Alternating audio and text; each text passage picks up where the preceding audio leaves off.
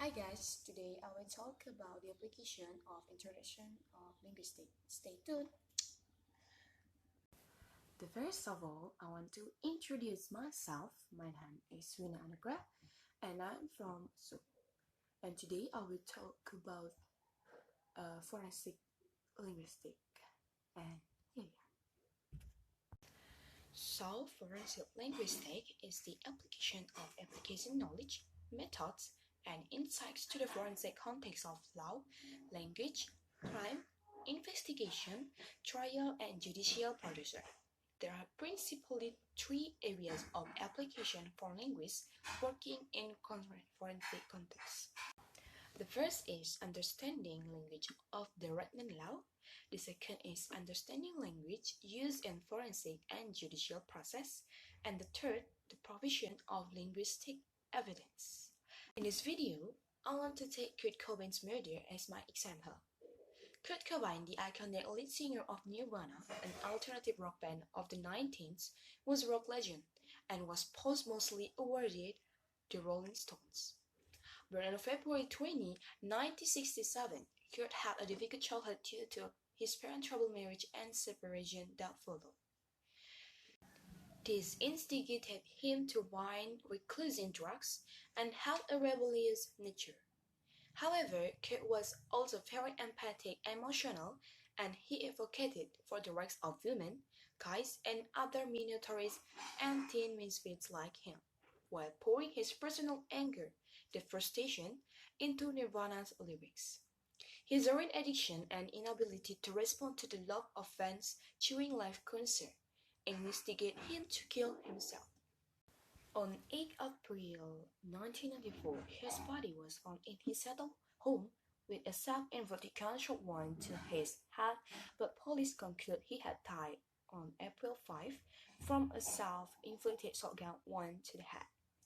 Kurt was only 27 when he died and is considered among the top rock stars among the likes of Jimi Hendrix, Janis Joplin, Jim Morrison of the Club 27. His songs like Smile Like Teen Spirit, Nevermind and Let You are timeless and continue to the top of the chart. And guys, this is the suicide note of Kurt Cobain. Paul Bucket, president of Handwriting University International, has analyzed Cobain's note as follows. Kurt Cobain was the lead singer of Nirvana, which in the early 19th was number one of the chart across the globe. There is an anecdote by one of the young gymnastics in 96 Olympics who was preparing for her gold medal performance.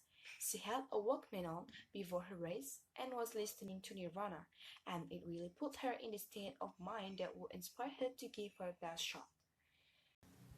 The actual act of connecting with this type of music kind of gives a demonstration and proves how profound Kurt Cobain was and how his music moved generations. It's sad that some of the most successful and creative people end up having real emotion problems. They can't get in altogether. Looking at Kurt's brainwriting, I would like to point out that it's extremely small. Of course, it is not a societal sign, but you do find that people with small handwriting have more intense and focused emotions. They are also introvert and struggle expressing their emotions in a healthy, expressive way. The analogy here will be the dynamic comes in small packages. If someone is close and their handwriting is small, then their emotions that they are having are more intense. In Kurt's case, they were negative and repressed emotions. Depression is not essentially an illness that causes chemical imbalance in your body and is physically draining and mentally upsets your thoughts. You can look at the entire writing and notice that it lands downhill to the right on average, especially in the first two paragraphs that is the depression. If you look at the word depression or down, our vocabulary precisely illustrates what people feel. Another thing important to look at his handwriting is not only size and the whole sliding baseline in the level of the T.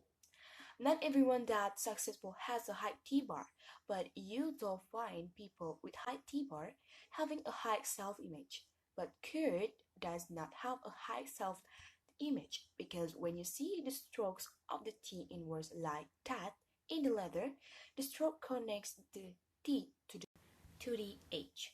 That's first typical as writers have a good fluidity of thinking and the other T bar is very low, which indicates really struggle with your self-image, goals, ambitions, and the others. If you read this letter, you will understand how he is really appreciative and humbled by the fame that he has achieved. He got famous really young and fast, and he is a musician and artist. He wasn't necessarily set out to hold the dreams of young on his shoulders. These are some of the prominent things we see from Kate's suicide note. Unlike some of the other common things we see from the typical suicide notes is not only the handwriting slamming down, but sometimes it keeps to the right, almost as if you were holding a piece of spaghetti at the side of the table, and the writing continues to curve on the way down, and it's a very prominent sign that there is extremely near.